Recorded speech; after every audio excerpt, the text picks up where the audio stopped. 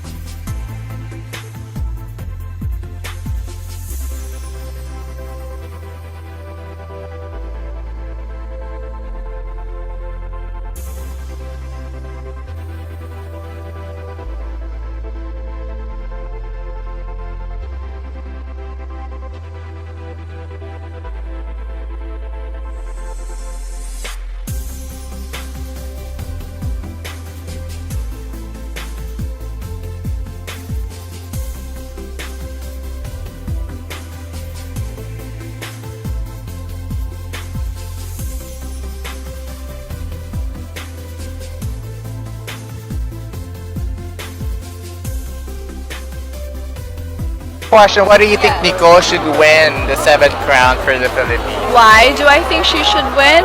Because she's Nicole. Chatting. No, I honestly think she is such an amazing human being. She's so precious. I can't think of another way but precious, really. One of my favorite things about her is, whenever you get the chance to speak to her, she makes you feel heard. She makes you feel appreciated. She makes you feel important. She looks at you and she just kind of gives you that love and support. I don't know how she does it. It's a very rare trait, right? And I think that's something that is so amazing, and I'm so glad that she's going to be able to bring that to Japan and show people Filipinos can do that, right?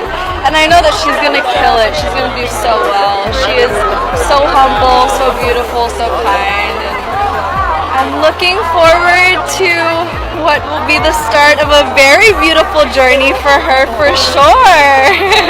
I know you've given your message to her, but can you repeat that for everyone?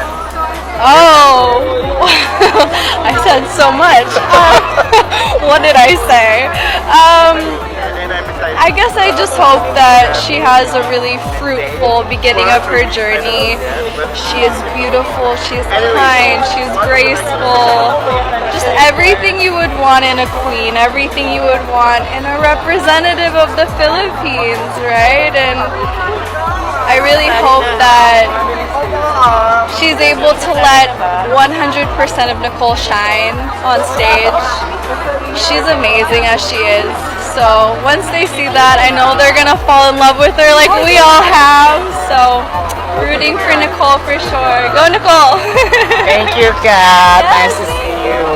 At inyo pong napanood mga kapolitika ang ating pambato dito sa Miss International 2026 na si Katrina Ann Johnson, at gaganapin po ang Miss International dito pa rin sa bansang Japan.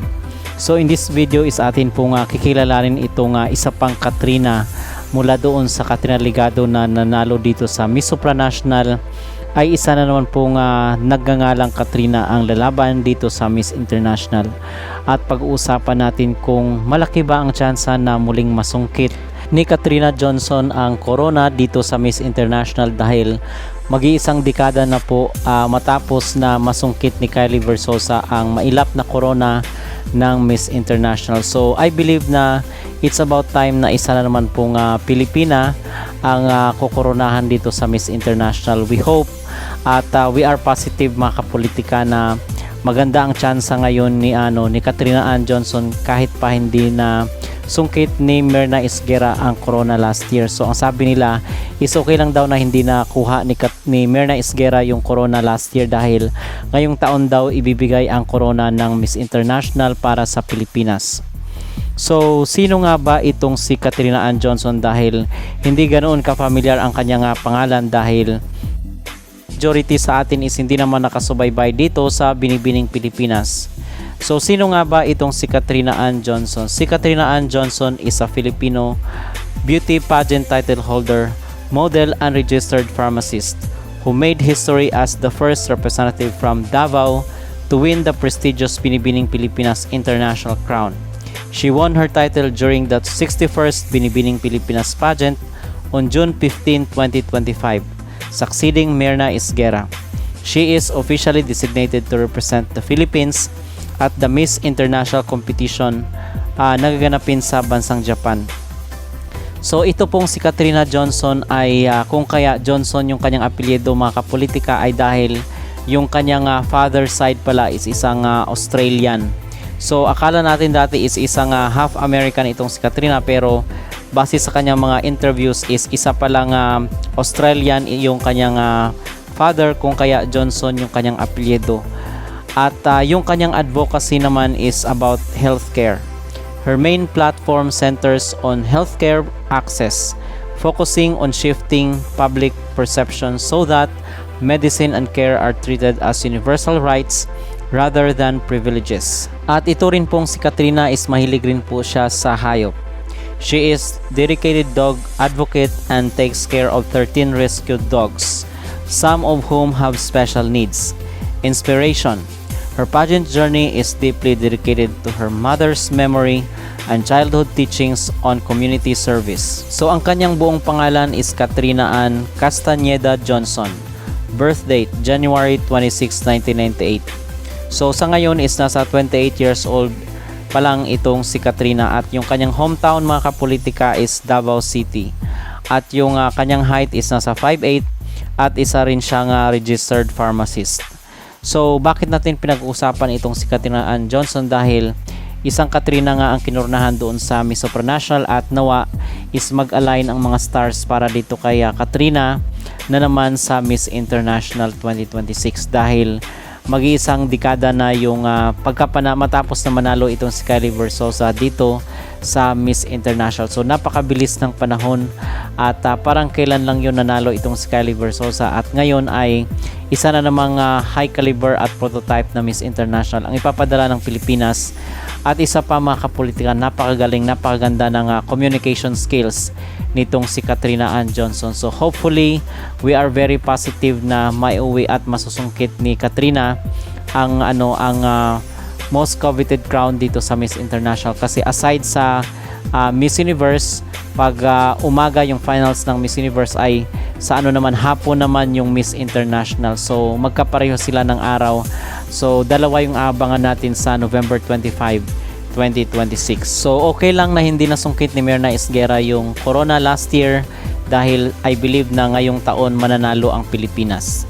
Okay, so dito sa kay Katrina Ann Johnson is naalala ko sa kanya mga kapolitika ang beauty ni Atisa Manalo. So malamunika, porcelana yung kanyang kutis, napakaputi at talagang Barbie looks rin itong si Katrina Ann Johnson kung kaya marami ang mga umaasa na may uwi niya ang corona para ngayong taon. Okay? So yun po ang ating pinaka-latest na update at dahil pageant season na, mayat maya is mag-update po tayo ng mga sariwang kaganapan dito sa mundo ng beauty pageant. So kung kayo po ang tatanungin mga kapolitika, ano po ang inyong masasabi? May uwi kaya ni Katrina Ann Johnson ang mailap na corona ng Miss International para ngayong taon? Mag-comment down below at huwag kalimutang mag-like at mag-subscribe na rin kayo para updated kayo sa ating mga latest issue. 2016 Miss International!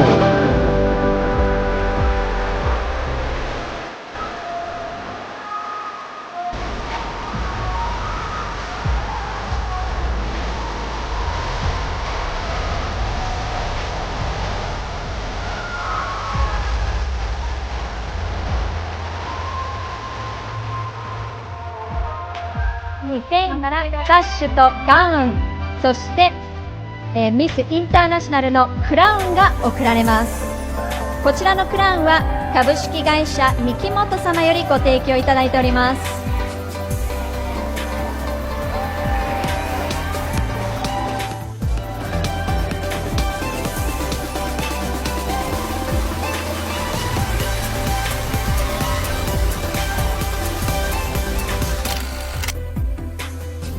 told 1,000 times become the truth. What is your reaction to this statement now that fake news pollutes and corrupts our society more than ever?